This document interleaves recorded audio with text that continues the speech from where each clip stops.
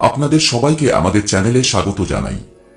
বন্ধুরা, আপনাদের বাড়িতেও কি টাকা জমা হচ্ছে না এবং ঘরে এতদিন ধরে দারিদ্র্য বিরাজ করছে যে আপনার অভ্যাস হয়ে গেছে অভাবের মধ্যে জীবনযাপন করা? আপনি মনে করেন কোথায় বড়লোক আর কোথায় আমরা রোজ আনি রোজ খাই, কাল কাজ না করলে ক্ষুধায় মরতে হবে। যদি আপনার ঘরের অবস্থা দিন দিন খারাপ হতে থাকে, ঘরের সদস্যরা নিজেদের মধ্যে ঝগড়াঝাটি করছে, যার ফলে দারিদ্র্যকে আমন্ত্রণ জানানোর ব্যাপারটা বেশি হয়ে যাচ্ছে, দোকান ব্যবসা ভালো চলছে না, আয়ের উৎস নেই, একটি জিনিস কিনে আনলে আরেকটি জিনিস শেষ হয়ে যায়, মনটা খুব অস্থির থাকে, মনে হয় বাড়ি থেকে দূরে চলে যাই বা বাড়ি থেকে পালিয়ে যাই। এই সব সমস্যার কারণে আপনার মন এমন হয়ে যায় যে বাড়িতে এবং পরিবারের লোকেরা আপনার সাথে ঝগড়া করে। মেয়ে কলেজে যাচ্ছে, তার ফি দিতে পারছেন না, ছেলে কোচিং করছে, তার কোচিংয়ের খরচও দিতে পারছেন না। আপনার ঘরের পরিস্থিতিও যদি এমন হয়, তাহলে বুঝুন মা লক্ষ্মী এই ভিডিওটি আপনার কাছে পাঠিয়েছেন। এই ভিডিওটি সম্পূর্ণ দেখলে মা লক্ষ্মীর আশীর্বাদ আপনার উপর বর্ষিত হবে, আপনার দিনও বদলাবে, আপনার অর্থের প্রবাহ বাড়বে, হঠাৎ করেই বদলে যাবে বাড়ির অবস্থা, সবকিছু আপনার ইচ্ছা মতোই চলতে শুরু করবে। তাই বন্ধুরা, এই গুরুত্বপূর্ণ ভিডিওটি এড়িয়ে যাবেন না, পুরো ভিডিওটি দেখুন, কারণ অসম্পূর্ণ তথ্য খুবই বিপজ্জনক। বন্ধুরা, আজকের ভিডিওতে বলা প্রতিকার করার জন্য মা বোনদের এগিয়ে আসতে হবে, অর্থাৎ মহিলাদের তাদের পরিবারের জন্য এই অলৌকিক কাজটি করতে হবে। যদি কোনো নারী না পারে, তখনই কেবল পুরুষদের এই কাজটি করা উচিত। কিন্তু নারীরা সৌভাগ্যবান, লক্ষ্মী এই কাজটি যদি তাদের হাতে হয়, তাহলে অবশ্যই লক্ষ্মী দেবীর আশীর্বাদ থাকবে। আপনি যদি সঠিকভাবে এই কাজটি করতে পারেন, তাহলে আপনার স্বামীর ভাগ্য বদলাবে, আপনার ছেলের ভাগ্য বদলাবে, আপনার সংসারও সমৃদ্ধ হবে। আজ আমরা আপনাকে 3টি জিনিসের কথা বলছি। আপনাকে এই 3টি জিনিস শুধুমাত্র এক জায়গায় রাখতে হবে।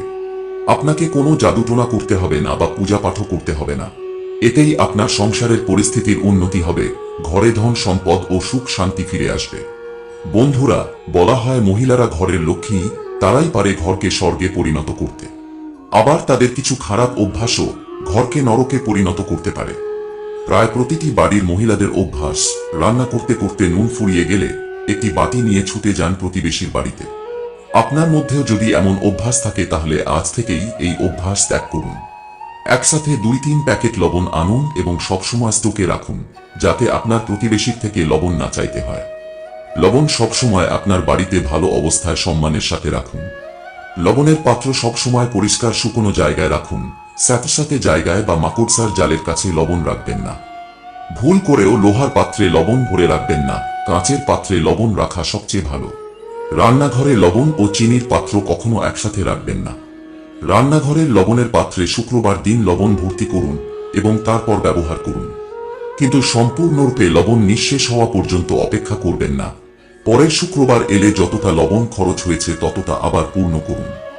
লবণ সংক্রান্ত এই নিয়ম মেনে চলুন, দেখবেন আপনার এই অভ্যাস অর্ধেক ঘরকে সমৃদ্ধ করে তুলবে। কখনো লবণ ধার চাইতে যাবেন না এবং কেউ লবণ চাইলে কখনো দেবেন না।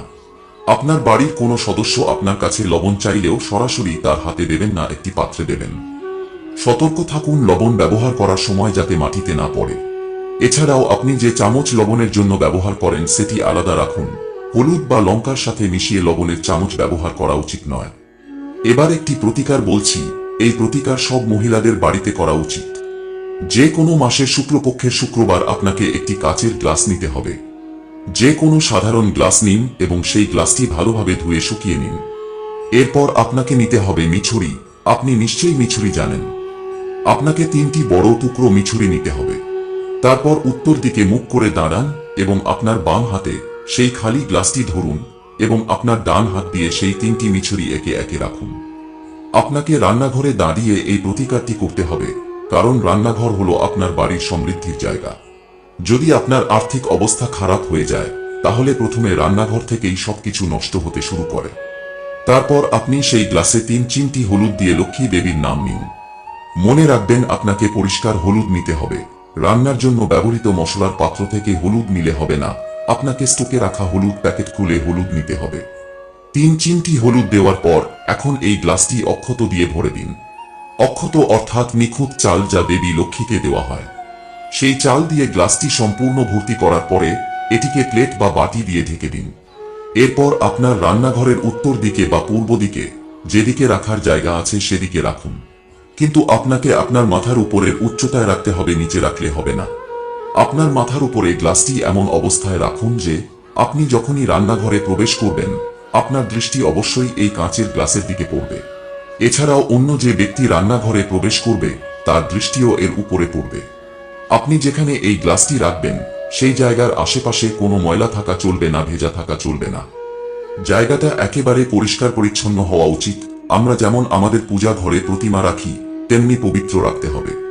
এরপর এটি 30 দিন আপনার রান্নাঘরে থাকতে দিন এবং 30 দিন পরে আপনি এটি কোনো গাছে বা জলে প্রবাহিত করুন এবং তারপরে আবার শুক্রবার বেছে নিন এবং গ্লাসটি এভাবেই ভর্তি করে রাখুন। কমপক্ষে 3 মাস আপনার রান্নাঘরে রাখুন, দেখবেন আপনার সংসারে সবকিছু ঠিকঠাক হতে শুরু করবে।